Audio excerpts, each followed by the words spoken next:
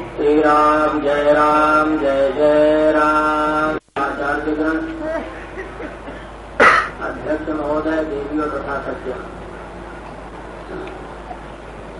बड़े महत्वपूर्ण विषय पर विचार चल रहा है। गोहत्या बंदी का सवाल, भारत में गोरक्षा का होना देश के लिए जीवन मरण का प्रश्न। यदि आप चाहते हैं हर एक दृष्टि से, धार्मिक दृष्टि से, आर्थिक दृष्टि से, व्यवहारिक दृष्टि से हिंदू धर्म, हिंदू संस्कृति, हिंदू सभ्यता जीवित और सुरक्षित रहे, तो पूर्ण रूप से गोवंश हत्या बंद होनी चाहिए। श्रद्धेय स्वामी कृपाचार्य जी महाराज के नेतृत्व में सन 47 से कई बार सत्याग्रह चला, जिसमें कई हजार लोग व्यक्ति जेल गए और कई अच्छे विद्वान महात्माओं का जेल में निधन भी हो गया। करोड़ों की संख्या में हस्ताक्षर सब भेजे गए, लेकिन भारत सरकार और राज्य सरकारों के काम पर कोई इसका प्रभाव नहीं पड़ा। सन 47 में, सन 50 में, 52-53 में कई बार आंदोलन चला। दूसरी संस्थाओं ने भी, आरएसएस वालों ने भी सत्याग्रह चलाया, प्रबुद्ध ब्रह्मचारी ने सत्याग्रह चलाया, और भी देश के जितने वो भक्त हैं सभी, कहीं कोई अनशन कर रहा है, कोई कुछ कर रहा है, बराबर ये प्रयास चलता रहा कि देश में गोहत्या बंद हो जाए। लेकिन आज तक गोहत्या बंद होना तो दूर रहा, अंग्रेजों के जमाने से भी बहुत अधिक मात्रा में, 4-5 मात्रा में गोहत्या भारत में जारी हो। आप सरकारी आंकड़े रिपोर्ट देख सकते हैं, उससे आपको ये बात निर्विवाद रूप से सिद्ध हो जाएगी कि अंग्रेजों के जमाने से भी बहुत अधिक गोहत्या शुरू हो।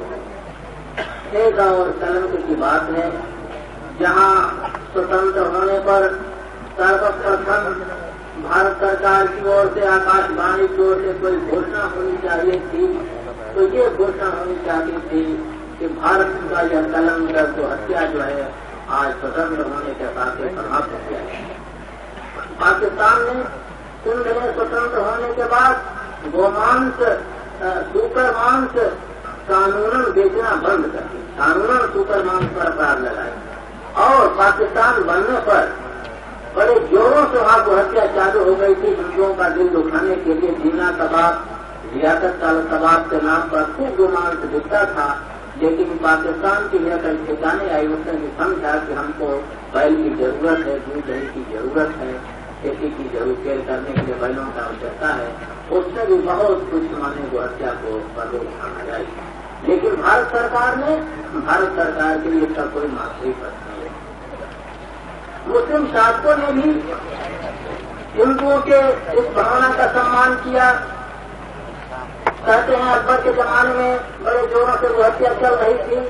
उस समय अकबर के दरबार का एक कवि, जिसका नाम लरहरी आता है, उसने गायों का एक डिप्यूटेशन अकबर के दरबार में पेश किया और एक कविता गायों के गले में लिखकर बांध दिया। अरे धर्म काज नहीं मार सकत कोई, हम संसद धर्म भजन उच्चरण दीन होई, हिंदू मधुर एक कटुक को चरण दीवान त्यागी, अमृत पहले समय भक्तमय संबन जावनी, काकर नरहर अकबर विनोद गौ जोरे करम, अपराध कौन मोहि मारे चांद के लिए। कहते इस कविता को सुनते ही अकबर ने शाही फरमान के द्वारा गोहत्या बंद कर दिया। कविता का स्पष्ट भाव कि हम मुसलमानों को कोई कड़वा दूध नहीं देती है, हिंदुओं को कोई मीठा नहीं देती है, मरने पीछे हमारे चमड़े तक उपयोग में आते हैं। इस तरह से मुसलमानों ने भी अभी कालीचरण पौराणिक बता रहे थे कि उन सबों मुस्लिम शासकों ने भी गोहत्या का बहुत कुछ विरोध किया। अंग्रेजों ने भी ब्रजभूमि के भीतर लाद लेट में 1897 में कानूनी अपराध गोहत्या को माना था। इस तरह से विदेशियों और विधर्मियों ने भी हिंदुओं के भावनाओं का सम्मान किया। लेकिन स्वतंत्र भारत में अपनी सरकार, जहाँ बहुमत मान्य मिनिस्ट्री में सब जगह हिंदुओं का, वहाँ अधिक से अधिक गोहत्या शुरू हो गई। सज्जन गोवंश से बढ़कर और क्या धार्मिक महत्व आप समझिए। बड़े बड़े आप देवताओं का मंदिरों में जाते हो, चरणामृत लेते हो, ऋषि मुनियों का, महात्माओं का चरणामृत लेते हो, लेकिन मलमूत्र किसी का पवित्र नहीं माना गया। केवल एक गाय एक ऐसा प्राणी है गोवंश, जिसका मलमूत्र तक पवित्र माना गया है। बड़े बड़े महापाप भी हो जाते हैं, प्रायश्चित करने के लिए पंचगव्य बनाया जाता है और श्लोक पढ़ा जाता है, जब स्वस्तिगतम पापम देवे तीर्थमान के प्रार्थना पंचगत से भक्ति निर्विंदनम। वह पंचगव्य 80 तक के पाप को दूर करने वाला उसका महत्व बताया गया है। आप सोचिए, कोई भी शुभ कार्य होता है, पहले गोबर का प्रकार की आवश्यकता पड़ती है, वो पूजन होता है, सर्वत्र भगवान के स्तुति की बड़ी महिमा सबको वक्ताओं ने कहा, कृष्ण के दर्शन होगा। तो इस तरह से सदा ही भारत में सदा से हिंदू गोवंश का पूजक है, और स्वप्न में भी कोई आस्तिक हिंदू नहीं चाहता कि जो हत्या जारी रहे। कुछ मुट्ठी भर गुमराह लोग ऐसे ही हैं जो जिनके कुछ जिद के कारण ऐसा चल रहा था। दिवंगत आत्मा पंडित नेहरू एक बार मध्य प्रदेश की दिशा गए थे। आलोचना करना कोई खुशी की बात नहीं समझ रहा हूँ, प्रसंगवत बात कह रहा हूँ। एक बार दिशा गए थे तो वहाँ कुछ लोगों ने हमारे नेतृत्व में वहाँ वो मक्खन दूध दही लोगों ने उनको भेंट किया था। हमली से कहा गया साहब जो हत्या बंद होनी चाहिए, पर्चे नोटिस छाप के दिए गए। बहुत कुछ जा करके एक जनरल सभा में कहा, कुछ लोग जो हत्याबंदी के नारे लगाए, बड़े अच्छे लोग थे, समझदार थे, मालूम पड़ता रामराज के लोग थे, संघ थे। लेकिन हम कैसे वो हत्या बंद कर सकते हैं जबकि देश में एक जात गोमांस खाने वाले? तो कितना गलत तर्क था। नेहरू के लोगों की जितनी प्रशंसा की जाए देशभक्ति की सब कुछ छोड़ी, लेकिन वो वंश के लिए नेहरू एक निर्दयी वास्तव में सिद्ध हुए।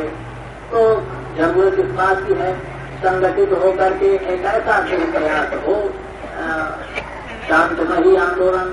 और भाई हम तो अपना विचार तो कहते ही नहीं, शांतिपूर्ण बातें न सुने कि हमने कोई सभा का वो नहीं कह रहे थे, हम अपनी कि बिल्कुल संध्यान से क्रांति करनी चाहिए, जिससे पूर्ण रूप से हत्या बंद हो। इसके लिए हमारे जीवन भर का सवाल है कि चाहते हो तो धर्म सुरक्षित रहे, तो फिर और क्या हो सकता है, आपको मन में इतना अच्छा है।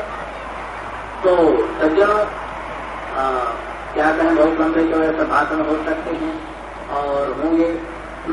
सवाल यही है वो हत्या बंद होना चाहिए। एक बार राजा महेंद्र प्रताप से हम बातचीत किए थे, हमने कहा मुस्लिम राष्ट्रों में गोवंश के संबंध में क्या धारणाएं हैं। उन्होंने कहा शाहबानुल्लाह ने एक बार हमसे बातचीत किया था ईरान में, तो कहता था हमारे कुरान शरीफ में इस्लाम धर्म में भी वो कभी जायज नहीं है, अनिवार्य नहीं है। तो इस तरह से केवल एक राजनीतिक स्वार्थ के लिए, राजनीतिक प्रभुत्व के लिए कुछ लोग जो जिद्दन वो हत्या चालू कर रखते हैं उनको समझा बुझा करके जिस तरह से बड़ी उपायों के द्वारा हत्या का बंद आवश्यक है, इसके लिए माने दृढ़ तैयारी होनी चाहिए। और जैसा भी प्रस्ताव में सब सारा होगा, देश की अवधि होगी, लेकिन इसको अब राजनीतिक को पहलू भी नहीं बनाना चाहिए। बहुत से संस्थाएं जनसंघ वगैरह, हिंदू सभा वगैरह जो है अवसर पर जब चुनाव का प्रश्न आता है कहीं हत्या बंदी की वो आवाज नारा लगाते हैं, लोग समझते हैं कि उसको वोट लेने का साधन मान लिए हैं।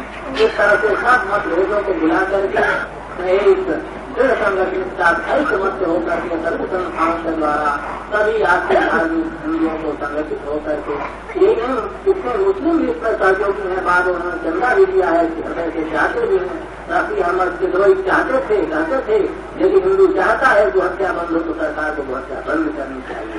और कई बार आंदोलनों में इसके मुसलमानों ने, समझदारों ने चंदा भी भेजा। तो इस तरह से ऐसा प्रयास करके इस समस्या को दूर कर देना चाहिए। अत्यंत संक्षिप्त शब्दों में हम ये अपना प्रवचन समाप्त करते हैं।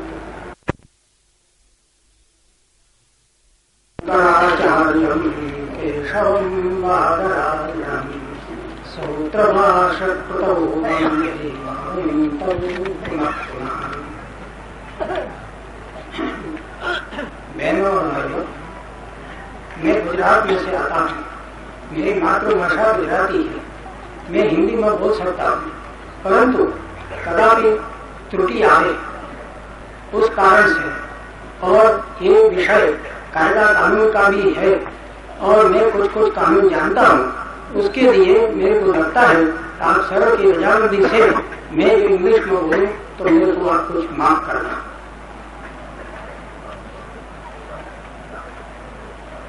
योर होलीनेसेस श्रीमद जगद्गुरु द्वारका पीठाधीश्वर श्री पुरी पीठाधीश्वर श्री ज्योतिर्मठ पीठाधीश्वर, ladies and gentlemen, we all know that cow killing is very sacred to us all Hindus. It must be prohibited. And all over the country there is a great cry for stopping this slaughter of cows. For that, I think instead of beseeching the government all the while, which does not heed, we should take this matter in our own hands. And that was how it was done in Saurashtra when I was legal remembrance of there. At that time, Sri Devarbhai was the chief minister. He belongs to the Congress. And yet he asked me to prepare a legislation because I was legal remembrance of them. He asked me to prepare a legislation which stops this cow slaughter. I was so much pleased that a leading congressman asked me to prepare such a legislation. And I think most of the Congress people desire that cow slaughter must be prohibited. But they are unable to give out their voice in their party. But if such a strong agitation is made, perhaps some of them may be converted and may themselves lead this question in their own party. The point is this: we want the government to make a legislation to prohibit cow slaughter. And you know that there is a law, Animal Preservation Act, by which any slaughter of any of animals outside the slaughterhouse is altogether prohibited. So no cow can be killed outside the slaughterhouse, that is certain. If anybody kills, it is an offence. Similarly, there is a provision in the law that no animal which yields milk can be slaughtered, shall be slaughtered outside or even inside any of the house or slaughterhouse or any of the premises of anybody. That is, no milch cattle shall be slaughtered. That means a cow which gives milk cannot be slaughtered by law. It is prohibited. If anybody slaughters a cow which gives milk, it is an offence. So there is that much law. Now the only question comes, whether a cow can be slaughtered in a slaughterhouse. For that, there is a provision in law that no animal shall be slaughtered unless a veterinary doctor certifies that the animal to be slaughtered is fit to be slaughtered. That is, whether an animal is deceased, whether by eating its flesh it will be harmful to the people. That the veterinary doctor has to see and certify that particular animal is not of that type and therefore can be slaughtered. Without his certificate, no slaughter can take place. Therefore, what I did, instead of preparing a long act, what I did was to make an amendment in this very section by only one line. The line is, no animal shall be slaughtered without certificate of a veterinary doctor that the animal to be slaughtered is fit to be slaughtered. There an amendment was put, but that is an exception. But if the animal to be slaughtered happens to be a cow or a progeny, no veterinary doctor shall certify. That is, if the animal to be slaughtered is a cow or a progeny, then no certificate can be given by the veterinary doctor. That means total prohibition of cow slaughter altogether. That was done in Saurashtra. And it is still there. The law is still there. In Saurashtra, no cow can be killed. Similarly, there is another aspect also. So, if any of our members in Parliament, either belonging to the Ram Rajya Parishad or the Hindu Mahasabha, prepares such an amendment to the law and brings a bill before the Parliament, he must agitate and convert people of the Congress party to this side, and then only, if majority of the votes can be obtained, then it is possible to get such a legislation made very easily. Then another aspect is there, that cows are killed in slaughterhouses, not outside. And who allows these slaughterhouses? Not the government, it is the municipalities. The municipalities give licenses for slaughterhouses. If the municipality, if any particular municipality stops the slaughter or stops giving license, no slaughterhouse can be maintained in the province or in the jurisdiction of the municipality. There have been such municipalities in Bihar, in Mathura, and in such other places where the municipality does not give license for slaughterhouses, and thereby also the cow slaughter is prohibited there. Similarly, we should make an agitation while election of municipal members is to be made, that if a particular member tells his voters that he will give a vote to the municipality not to give license to create a slaughterhouse, then only he should be elected, otherwise not. It is in the hands of us voters to give vote only to such persons who are in favor of prohibition of giving licenses. If in this way our own members are persuaded, then there will be no majority in the municipality to allow licenses to slaughterhouses. Therefore, I request all of you gentlemen to agitate whenever there is any election of any municipal members to be made, that if that particular member accepts the principle of not giving any license, then I think within a short time the slaughterhouses can be prohibited. So my request is both either to bring in, there is an act, there is no doubt that there is an act, there is Animal Preservation Act, only it requires a small amendment. For that we should agitate. Our own some Parliament member must bring such an amendment act before the bill before the Parliament and convert people or the members to his side. And on another side, people should take this matter on their own hands and should not vote any member for municipality who does not accept this principle of not giving licenses for slaughterhouses. If no licenses are given, there will be no slaughterhouses and no slaughter cows. This much my views I place before the people as a lawyer and as a person coming from Gujarat side, which is altogether in favor of prohibition of cow slaughter. I belong to the Baroda state, and the Baroda state has totally prohibited cow slaughter. The Maharaja of Baroda was Go Brahmana protector. Therefore, not even slaughter, but no cow could be auctioned off in execution of decrees. No cow. Supposing a cow is attached, then no cow could be attached, and no cow could be sold to a person who takes this profession of slaughtering. If any such person comes forward to purchase a cow in auction, then the auction should be stopped. The judiciary was asked not to proceed further with the execution and thereby save the cow. That was not. But therefore I say that it is in our hands to make agitation both in Parliament and also outside in municipalities, whereby we can easily bring this stoppage of slaughter of cows within a short time. Thank you. गोरक्षा अभियान सम्मेलन अनुरोध करता है कि वर्तमान देशव्यापी अन्न संकट और महंगाई का मूल कारण गोहत्या है।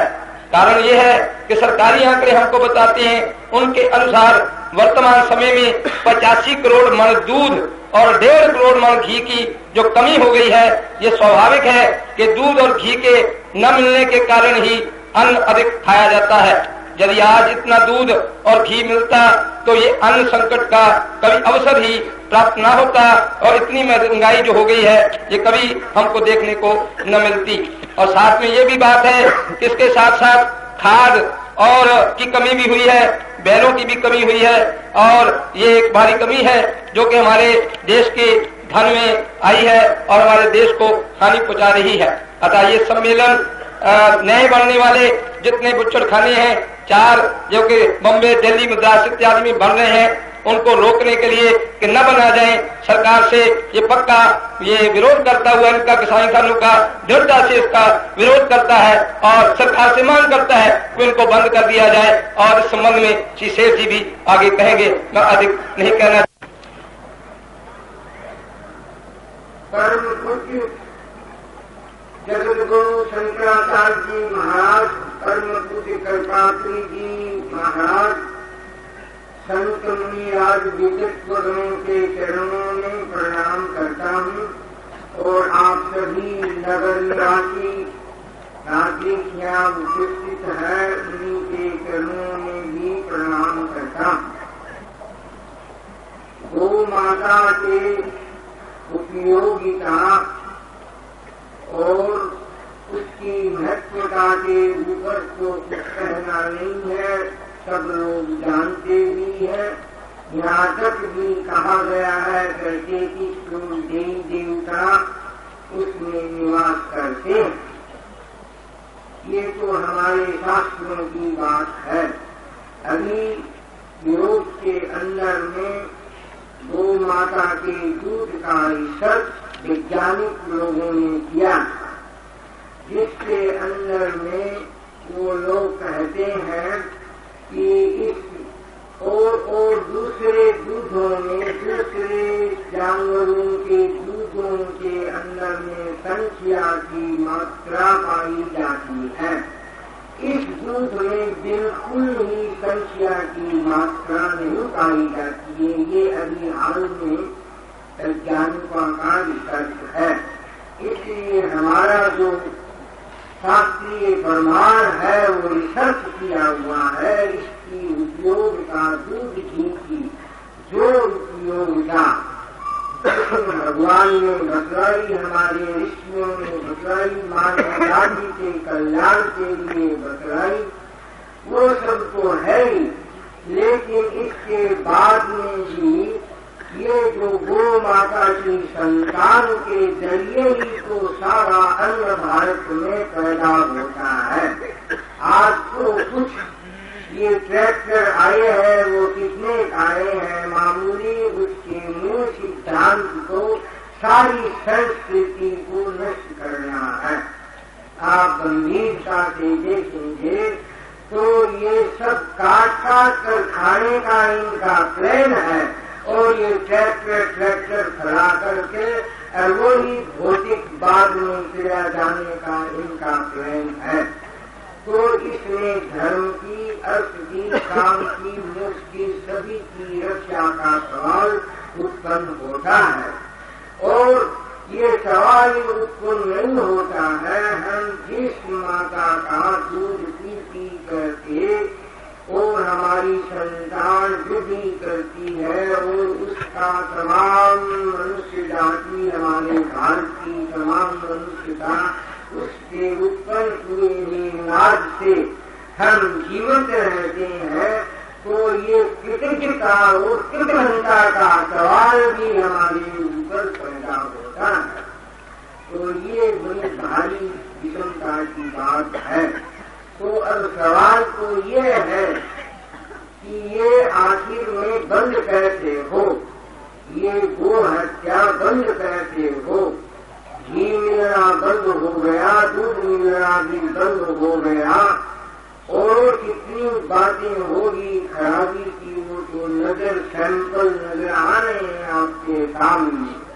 जो कितने शहरों के अंदर में अनाज के बारे में ये जो लूटपाट हो रही है, अनाज भी नहीं मिलता है आज खाने के लिए। अमेरिका से 46 करोड़ मन और 43 करोड़ अमेरिका से 3-4 करोड़ और दूसरे मुल्कों से इन 6 महीना के अंदर में अनाज इम्पोर्ट हुआ है। वो जुलाई से चला था तो फरवरी तक आएगा।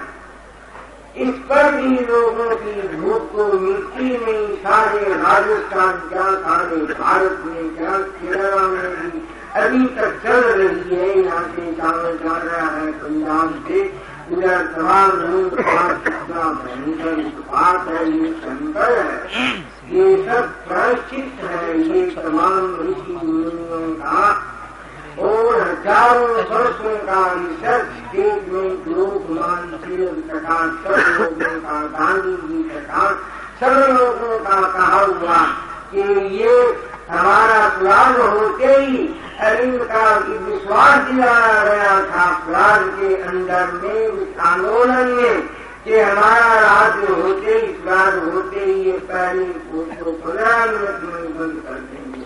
15 मिनट को लग गया, 15-17-18 वर्ष बीत गया और हाथ भी खुलती नहीं। यदि मुनि जी ने कहा कि अंग्रेजी राज से ज्यादा हत्या हो रही, ये बात ठीक है, तो ये भयंकर अवस्था ये चल रही है, ये असल में बंद कैसे होगी? सवाल तो ये है। पूज्य कल्पात्री जी महाराज, हाँ, एक अभी विनोबा जी भी कलकत्ता में आए थे, कुछ ही महीने हुए। हम लोग एक डेपुटेशन लेकर उनके पास गए थे कि इस विषय में भी आप बंगाल के अंदर में कुछ बोलिए। तो उन्होंने एक दफे को कहा, हम कई दफे बोल चुके, हमने कहा एक दफे फिर बोलिए, ये बंगाल है, यहाँ स्लोटर हाउस सारे भारत का बन गया है, ये तो यहाँ बड़ी आवश्यकता है। तो उन्होंने कहा हम बोलेंगे। श्रीमंत लोग और भी कई क्यों गए थे उसमें डेपुटेशन में, तो 3 लोग बारी 10,000 बंगालियों की मीटिंग थी, उसमें बड़ी सुंदर स्टेटमेंट उन्होंने की, जो आज तक भी शायद भी किसी ने की होगी। उस स्टेटमेंट की हमने कापियां छपाकर पूरी हिंदी और अंग्रेजी के अंदर में और तमाम पार्लियामेंट के मेंबरों को भेजी, विधानसभा के लोगों को भी सारे भाषण भेजी। हिंदी की मिली नहीं, अब आती दफे में 10-5 कापी मुझे मिली अंग्रेजी की, मैं ले आया हूँ, जो जगत गुरु शंकराचार्य जी को उनको अभी दे दूंगा। तो कहने का मतलब इतना नहीं कि लेटेस्ट में भी यदि विनोबा जी जैसे भी महान पुरुष भी इस विषय में आर्थिक धार्मिक सभी रकम से इनकी महत्वता बताई और कहा कर ये तो बंद होना ही चाहिए, नहीं तो बड़ा भारी देश को नुकसान होगा।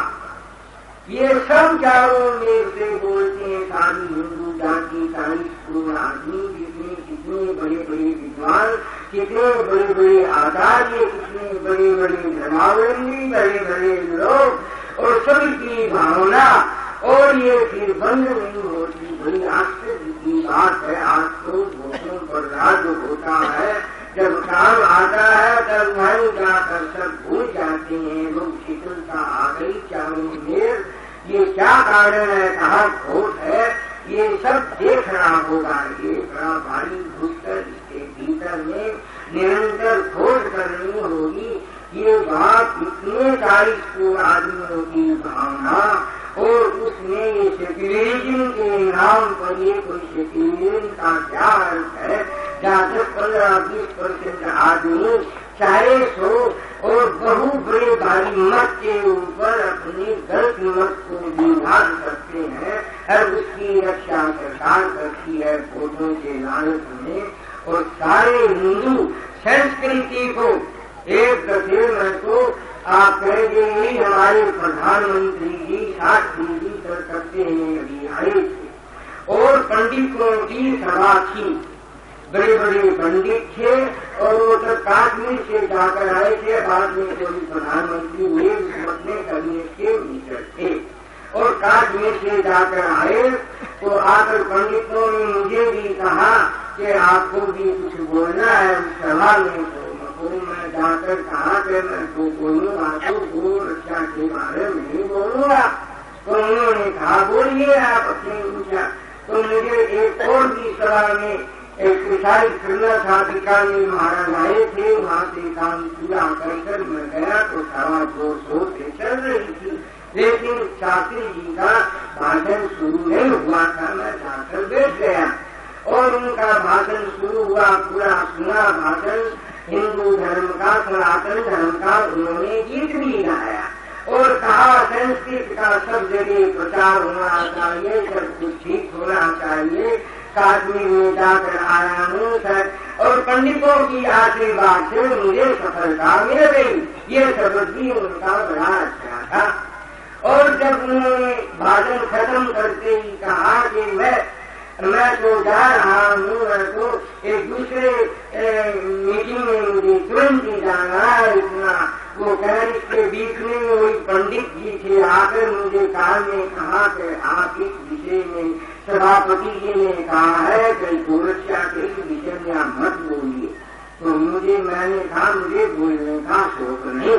तो बोले अच्छा बोलिए। तो जैसे ही हड़बड़ाहट में वो देखे वो टाइम भी नहीं थे, मैंने हड़बड़ाहट में उनको कहा आपको धन्यवाद है और आप ऐसे लोग आए, शास्त्री जी, नंदा जी आए और ये अब सवाल ये समय आ गया है ये हिंदू धर्म की, ये सनातन धर्म की या ये आप जो ये सब संस्कृत की, ये सब ये एक ही सब होते एक शाखा है, इसमें एक गौ माता का भी ये सब एक ही सिद्धांत है। तो समय आ गया है, अपना राज है, सब विषयों की रिसर्च है, ये तो तुरंत ही बंद हो जाना चाहिए। और मैंने बुराई करे शब्दों में भी हड़बड़ाहट की, उसने कहा अगर ये नहीं होगा तो इसका परिणाम भूमिकरण है और ये नेचर में दंड है और ये कृतज्ञता का सवाल है, ये भी कह दिया तो ये भोगना पड़ेगा। और इस तरह कह को आकर कर थोड़ा धन्यवाद देकर पंडितों की इच्छा की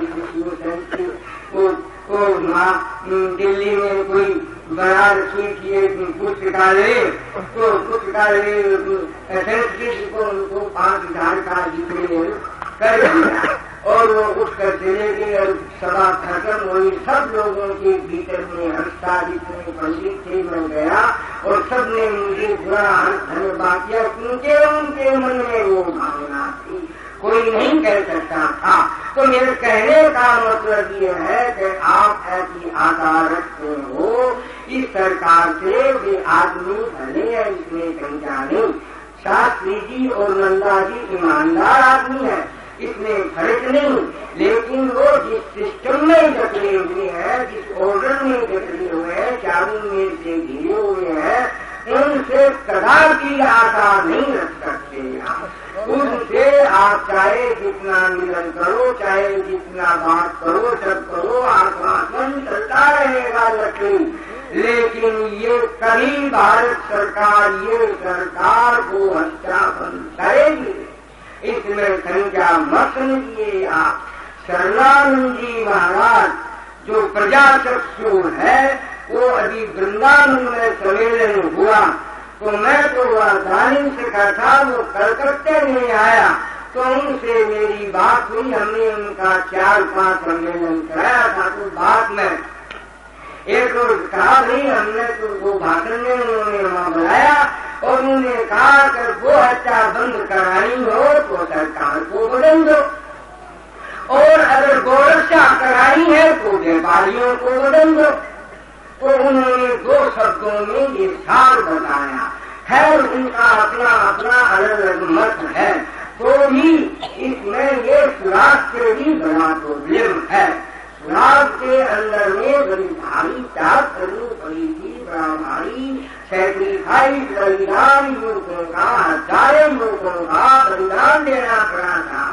आज उसका फल तो कोई दूसरी लोग भोगते हैं, लेकिन बलिदान इसी नगर के अंदर में हजारों दूसरों ने जलियांवाला के अंदर में वो बलिदान दिया था। उस वक्त में अंग्रेजों का बाप उस गोलियों के शिकार होने से हजारों लोग और अंग्रेजों का बाप का घड़ा भर गया था और सब जाकर यहाँ के देश के लोगों का कॉन्शियसनेस हार्ट जल उठा और चारों मेल प्रेरणा शरीर आंदोलन जोर भरा, चारों मेल काम हुआ और तब जाकर के इंटरनेशनल सिचुएशन भी भाग्य भरोसे ऐसा हुआ, सभी कारणों से देश में स्वराज को हुआ। लेकिन स्वराज क्या, आज हम बड़ी अच्छी बात है, अगर ये स्वराज राम राज में परिणित हो जाए तो कितना आनंद है, स्वराज का कोई ठिकाना नहीं। लेकिन राम राज को अर्ज रहा, आज को अंग्रेजी राज से भी आप देखते हैं चारों में कितना कष्ट है लोगों को, कितनी बातें हैं सारे देश के अंदर में। ये कोई बात है क्या? ये तमाम देश से चारों मेल से कर्जा चल रहा है, वो कंस्ट्रक्शन देश का है नहीं भीतर के अंदर में, और ये विनाश का प्रोडक्शन होता नहीं, जनसंख्या बढ़ रही है, रात ब्रह्मचर्य इत्यादि की जो मजबूती की ये हथियार में जा रहे हैं, देश की खाद्य पदार्थ बड़ी बड़ी चीजें जो पैदा होती है सब एक्सपोर्ट करते हैं, बदले में एरोप्लेन हथियार कलेक्शन करते हैं, चाइना आई देश की रक्षा करेंगे। अरे आखिर इन हथियारों को उठाएगा कौन? बोलो भोग भोगते रहो, इंजेक्शन देते रहो, संतान पैदा मत करो, भोगते रहो तो निर्भर हो जाएगी। उठाएगा कौन हथियारों को? वीर पैदा होंगे वही को हथियार उठाएंगे, वीर को जन्म से भी आश्रम चाहिए। ये सब ये तो सरकार को पसंद नहीं। अंडा खाओ, मछली खाओ, स्लोगन हाउस खोलो, ये सब से ये सरकार भारतीय संस्कृति का सुधार, कुछ अंधविश्वास उसमें आया है, चमत्कार आया है, वो तो लुटा रही है। लेकिन भारत की संस्कृति बड़ी होती है, बड़े बड़े लोग ये थोड़े हैं, इसमें कोई समझा नहीं। तो कल महाराज ने गीत में मैं कह देता हूँ, कल जगत करूँ आचार्य ने एक मार्केट की बात कही थी, लोगों की तरफ को बताया। लोग कहते हैं कि एडजस्ट करो, सोशलिज्म से करो, कम्युनिज्म से करो, फलाने से करो, दूसरों से करो, तो करें जिससे जिसमें सुख हो तो उनका कहना ठीक।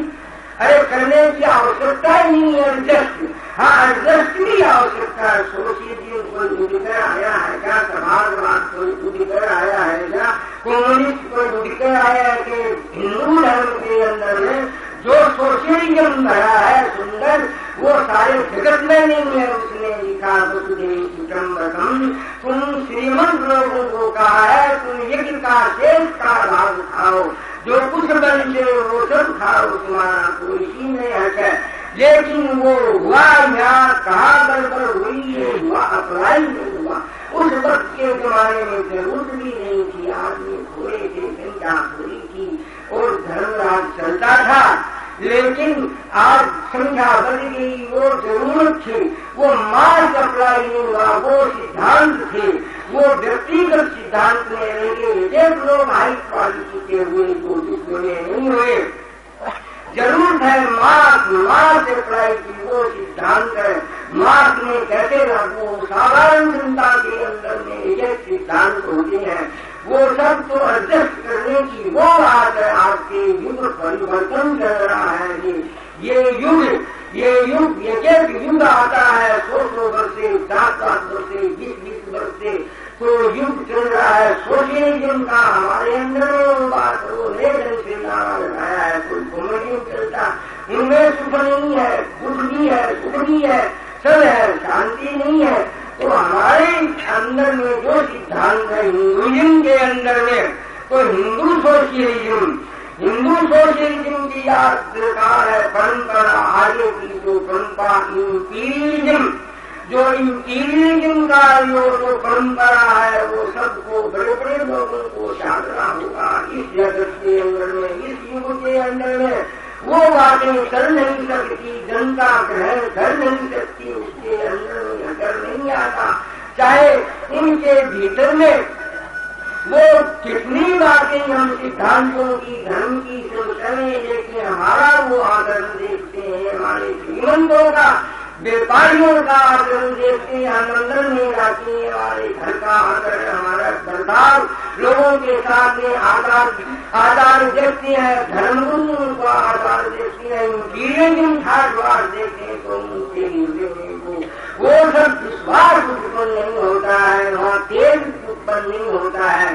तेज चाहिए आज के युग में, तेज निकलेगा हिंदू सोशियलिज्म, वो सिद्धांत और उसके भीतर में शाकाहारी समाजवाद होगा, सर्वत्र को हत्या होगी, सर्वत्र शाकाहारी होगा, तमाम लोगों की एक से जैसे कृपात्री जी महाराज ने दूसरे से का सब सुखी सबको एक जवान कहे, एक सब बातें कही। तो इस तरह तो ये बातें, ये सिद्धांत को लेकर के हमारी बड़ी बड़ी आकांक्षी चलेंगे और ये असल में वो हत्या का बंद का सवाल है। तो ये हत्या करना होगा और स्वराज्य के ऊपर से ये बड़ा भारी प्रॉब्लम है, स्वराज से भी बड़ा प्रॉब्लम है ये। तो इसलिए ये यूनाइटेड हिंदुइज्म हो रहा है, ये सब सिद्धांत 3-4 हिंदुइज्म आर्य समाज है। एक RSS का गुरु जी है, उसने 25 लाख मेंबर बतलाते हैं, सनातन जगत है। इस तरह ये 3-4 प्रॉब्लम है, लेकिन सबका अलग अलग हिसाब है, अलग अलग सिद्धांत है, अलग अलग नारा तो एक ही समुद्र में पड़ता है, लेकिन यहाँ अलग अलग नदियां हिसाब कर रखा, संगठन नहीं है। तो ये जब तक संगठन नहीं होगा सबका, इसको पालन चाहिए, ये सब पालन ले लीजिए, इस तरह संगठन रूप धारण करके मजा है कोई लोग ने 40 आदमियों के अंदर में ये सब, ये उसकी भावना को ठुकरा सकता है कई लोगों ने, लेकिन चलता है बातों से कम प्लानिंग करना पड़ता है। जैसे सरकार प्लानिंग करती है छोटे वर्षीय योजना, योजना, सेकंड योजना, थर्ड योजना, फोर्थ योजना, इनकी योजना तो ये डर नहीं है, ये तो नकल करते हैं रशिया चाइनीज की। वो जो योजना करते थे वो तो मैन पावर की योजना करते थे और सब जितने राष्ट्र के अंदर में मनुष्य थे उनको काम में लगा दिया और सब राष्ट्रों ने उनका बायकाट कर दिया। बोलो उनको कुछ मत दो, लेकिन बोलो मत दो, हम सब काम करेंगे। पृथ्वी माता में लड़ गए, सब राष्ट्र पावरफुल बन गए हैं खाली भौतिक तत्व के अंदर में। तो हमारे अंदर में पूरे 40 करोड़ आदमी वो सब काम करते हैं, खेती बाड़ी जो भी ऐसे परिस्थिति के वश करते हैं, ऐसे जोड़ नहीं होता है। कितने आदमी सब वर्क में लगना होगा, तमाम प्रोडक्शन बढ़ेगा, सब जाकर इतना काम चलेगा। तो इस तरह ये सत्याग्रह का मूवमेंट करना होगा। सत्याग्रह 2 रकम का होता है, एक सत्याग्रह सरकार के ऊपर और यूनाइटेड हिंदुइज्म होगा तब होगा वो सत्याग्रह, सब मिल जाएगा तो उसका पूरा असर आएगा। दूसरा सत्याग्रह मैं नहीं समझता हूँ, मेरा कहना गलत है, तुमको निर्णय में आया हुआ आप दूसरों के सामने रखता हूँ। जैसे एक स्कीम ऐसी भी है आचार्यों की कि भाई हम और को क्या करें, ये शक्ति प्राप्त करने के लिए भगवान से उपवास करेंगे, प्रार्थना करेंगे, महीने में 2 करेंगे, 4 करेंगे, 6 करेंगे, और लोग भी करेंगे, ये सब भी करेंगे। ये भी काम की बात है, लेकिन इससे और भी नीचे की बात है। जैसे अभी मुनि जी ने कहा कि भगवान कृष्ण की आराधना करते हैं लोग, हजारों लाखों आदमी मंदिर में रोज जाते हैं, यहाँ जाते हैं, कलकत्ते में जाते हैं और मंदिर में जाते हैं और कलकत्ते बम्बई में तमाम शहरों में जाते हैं, इधर जाते हैं, उधर जाते हैं, इसमें संख्या में लाखों आदमी घुस जाते हैं और वही कृष्ण की गाय रोज करती है, उसका कोई सवाल ही नहीं है, उनकी चेतना ही नहीं है, केंद्र नहीं है उनके भीतर में, तो वो आराधना करती। इनका ये है व्यंग है उनका, उनकी कारी भाषण किया तो वो व्यंग है अंदर से। समझ लीजिए करोड़ों स्त्री पुरुषों को कि भगवान कृष्ण की जब गाय करती है और गाय की इतनी महिमा बतलाई है कि देवता है ही वो सब बात साइंस है। अगर 33 करोड़ देवता क्या उसमें साइंस है, शब्दों के अंदर में विज्ञान है, तो फिर वो आराधना कैसी, तो वो सत्याग्रह हो सकता है। हम ये कर सकते हैं आचार्य जो जितने धर्मावलंबी आचार्य है हिंदू धर्म के, और एक ऐसा सत्याग्रह होगा सरकार को चेतावनी दे करके कि जितने मंदिर है भगवान कृष्ण के, सब मंदिरों के अंदर में हड़ताल होगी, भगवान कृष्ण के भोग नहीं लग सकता। जब भगवान की गाय कटती है तो भगवान के भोग कैसे, भगवान भोग कैसे ग्रहण कर सकेगा हमारे हाथ से? तो हड़ताल होगी चारों तरफ, पंडों को सैक्रिफाइस करना होगा, उनको भी कोई भोग टोक नहीं आएगा। और जब भगवान कृष्ण के भोग नहीं लगेगा तो लाखों स्त्री पुरुषार्थी है वो सब हड़ताल करेंगे। सिर्फ जगतगुरु को थोड़ा ही भूख हड़ताल करना पड़ेगा, लाखों स्त्री हड़ताल करेंगे। कलकत्ते में बैठेंगे, बम्बई में बैठेंगे, इधर बैठेंगे, उधर बैठेंगे, लाखों सब सरकार का आसन गिर जाएगा। 2 रोज रहेगा, 4 रोज रहेगा, 5 रोज रहेगा, 10 रोज रहेगा, ऐसे ही 15-15, 20-20, 2-2 महीना तक हमारे जेलों के अंदर में तो उपवास चलता है, स्त्रियां करती है कृष्ण मास के भीतर।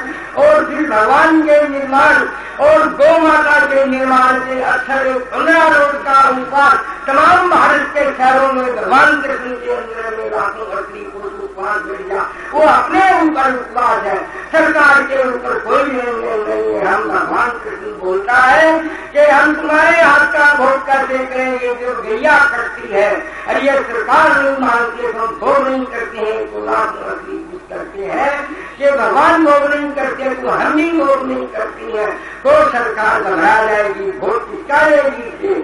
ये सब होना चाहिए अभी से प्लानिंग, ये सब इलेक्शन के पहले होना चाहिए, तब इसका आंकड़न जुड़ेगा। और एक तो यह सच्चा देने का रूप है, दूसरा रूप है 5 लाख आदमी जेल भेजना होगा, बम्बई कलकत्ता इधर उधर ये सब हिंदुइज्म सैक्रिफाइस त्याग करना होगा, अपराध के माफी त्याग बलिदान करना होगा। बाकियों के काम नहीं, इसलिए तमाम सेठों को, श्रीमंतों को, ये धन श्रीमंत जो राजी हो रहे हैं, आज धन के फंदे हैं, वो सब के चारों में पकड़ धकड़ हो रही है। राजा गए, महाराजा गए, और शेख महाराजा के मारी जा गए, अंग्रेज के, और शेखों की बारी आ गई है, जितना है तो शेख जाइए, और नहीं तो ये सरकार शेखों को भी खत्म करने वाली है। और इसमें कोई बात नहीं है, जनता का युग है, जनता का राज आएगा, सर्वत्र हैप्पीनेस होगी। ये वैक्यूम ये सब जगह एक खरीदा, एक जगह तो करोड़ रुपया पड़ा है, खाने वाला नहीं है, सेठ की हेल्थ खराब है, स्त्रियों का मुंडा धुलाया हुआ है, और एक तरफ लाखों हजारों आदमी भूखे मर रही है, हिसाब नहीं है, झूठा बढ़ता तो बढ़ जाकर सारा छूटने वाला नहीं है। मध्यम श्रेणी के लोगों का एक लड़की का शादी करे तो लड़कियां 20-25 वर्ष की बेटी है, जाओ 20,000-25,000 रुपया साधारण आदमी कहा से जाएगा। तो ये जो स्थिति भयंकर हो रही है, ये ठहरने वाली नहीं है, ये बड़ी गति से बदलने वाला है, क्रांति होने वाली है। तो गौ माता के निमित्त चेतना हो तो चेत जाओ, और नहीं तो लोग चिता देंगे। मैं ज्यादा समय नहीं ले करके इतना ही बहुत आदर पूर्वक महाराज श्रीमंत लोग, आचार्य देव सब लोग यहाँ एकत्रित है, संत मुनिराज बड़े बड़े अच्छे विद्वत गण आसन का सब देखी है, उनके चरणों में सबको प्रणाम करके अपना स्थान ग्रहण करूंगा। आज के ये जो मंडल है, इस ये जो सम्मेलन किया, उसने मेरा आपने अनेक वक्ताओं के भाषण सुने और अध्यक्ष महोदय के भी भाषण सुने। ये आपको मालूम होना चाहिए कि अध्यक्ष जी हमारे जोगड़ जी केवल मात्र भाषण ही नहीं देते, वो स्वयं भी सत्याग्रह में सम्मिलित हुए, और कलकत्ता के सत्याग्रह में हमारे साथ जेल में रहे,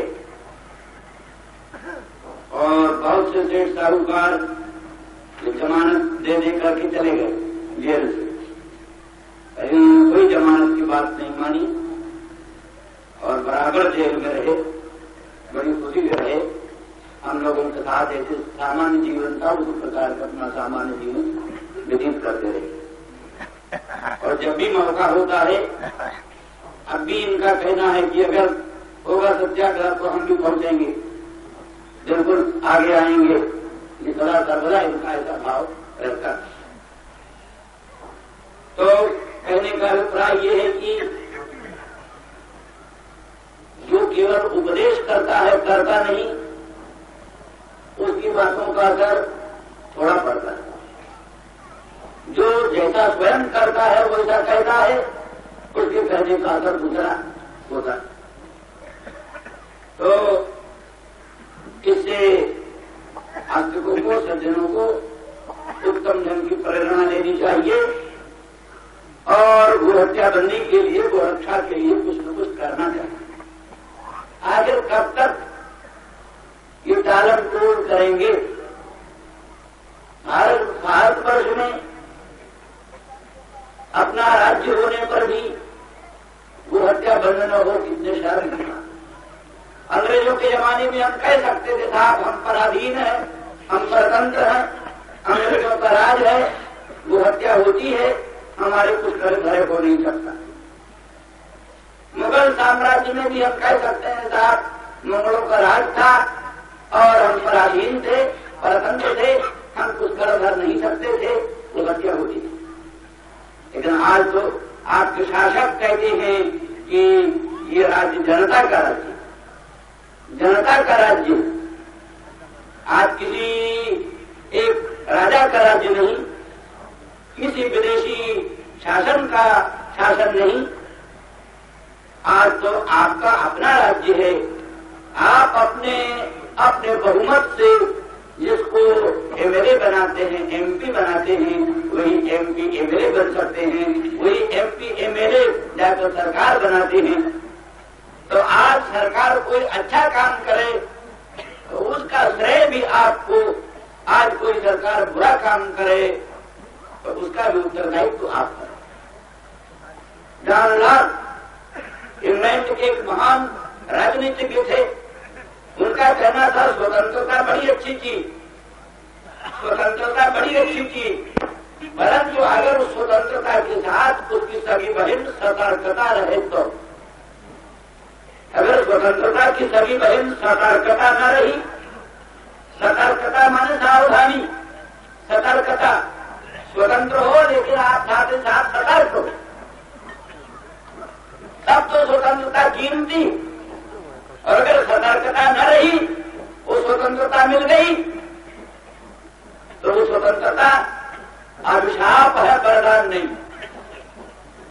माने सतर्कता के बिना स्वाधीनता वरदान नहीं है, अभिशाप। भूखों मरने की स्वतंत्रता कोई स्वतंत्रता नहीं है, नंगा नाच नाचने की स्वतंत्रता कोई स्वतंत्रता नहीं है, आत्महत्या की स्वतंत्रता कोई स्वतंत्रता नहीं है, शराब पीने की स्वतंत्रता कोई स्वतंत्रता नहीं, भाई बहन की शादी करने की छूट मिल जाए स्वतंत्रता कोई स्वतंत्रता नहीं।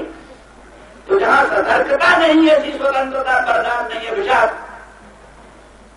आपको स्वतंत्रता मिली, उस स्वतंत्रता के साथ आपको सतर्कता होनी चाहिए।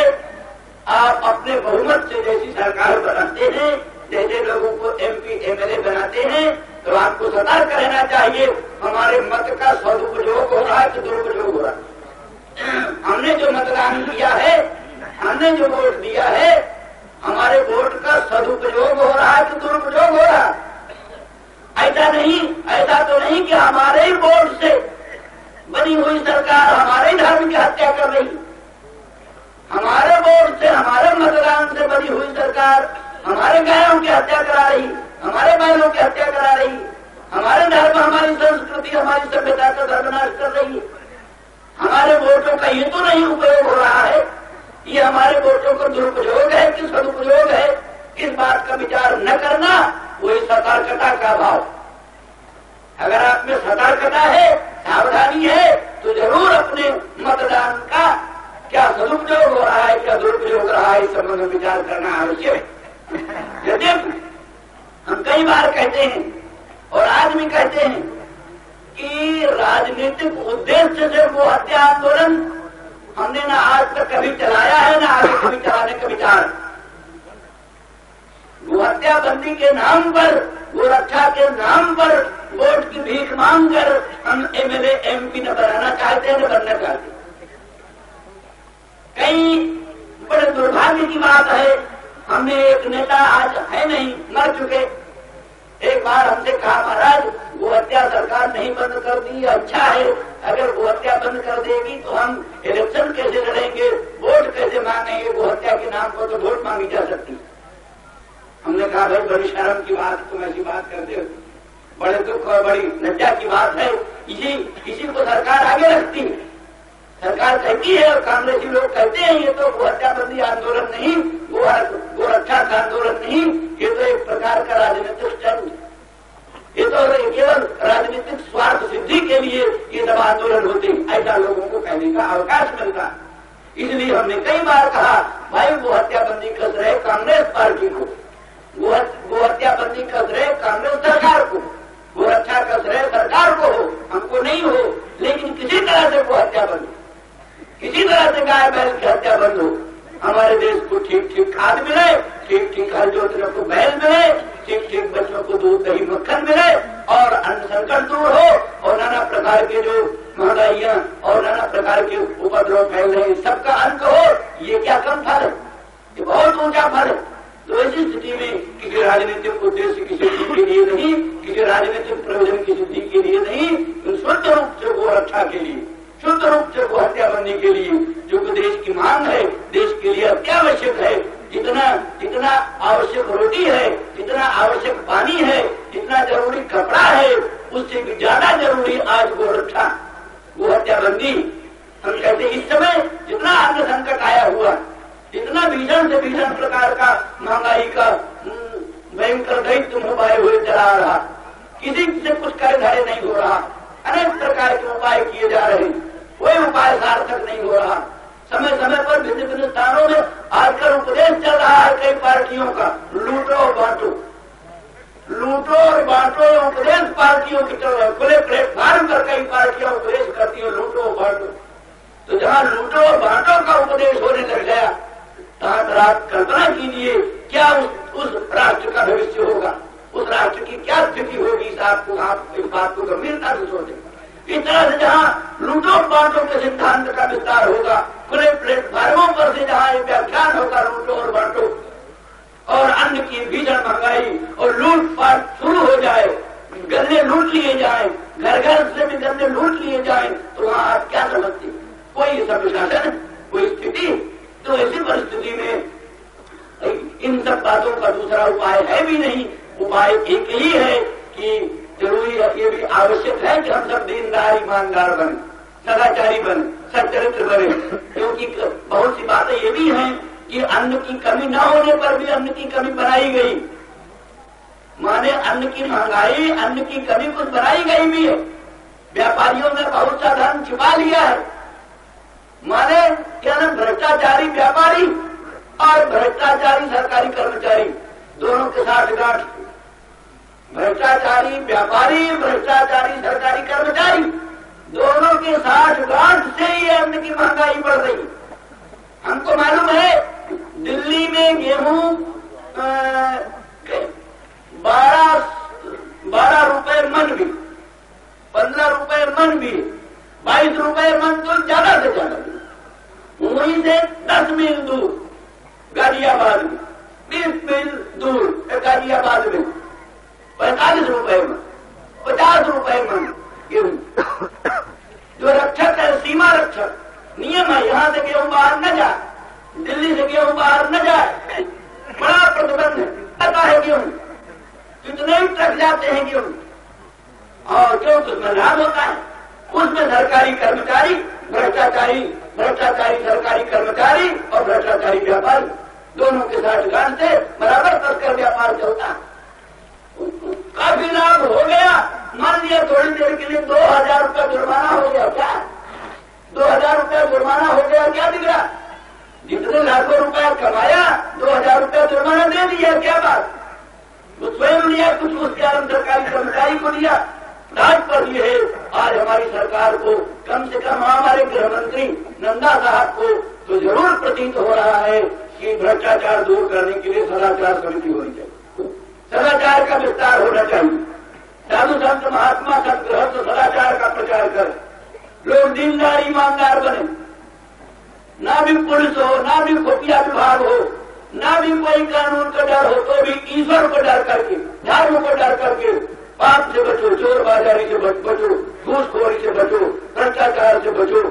ये बिना सदाचार हमको जब तक ईश्वर से डर नहीं होगा, केवल पुलिस का डर, हम किसी तरह से पुलिस के आंख में धूल डाल सकते हैं, अदालत के आंख में धूल डाल सकते हैं, कानून को ठग सकते हैं, कॉन्स्टिट्यूशन को धोखा दे सकते हैं, लेकिन ईश्वर को धोखा नहीं दे सकते, धर्म को धोखा नहीं दे सकते, अपनी अंतरात्मा को धोखा नहीं दे सकते।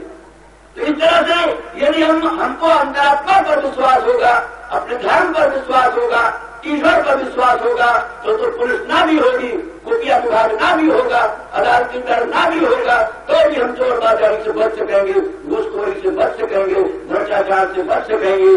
तभी ऐसे भीषण भीषण अन्य संकट खत्म हो सकेंगे, तब ऐसे भीषण भीषण महंगाई के उपद्रव खत्म हो सकेंगे।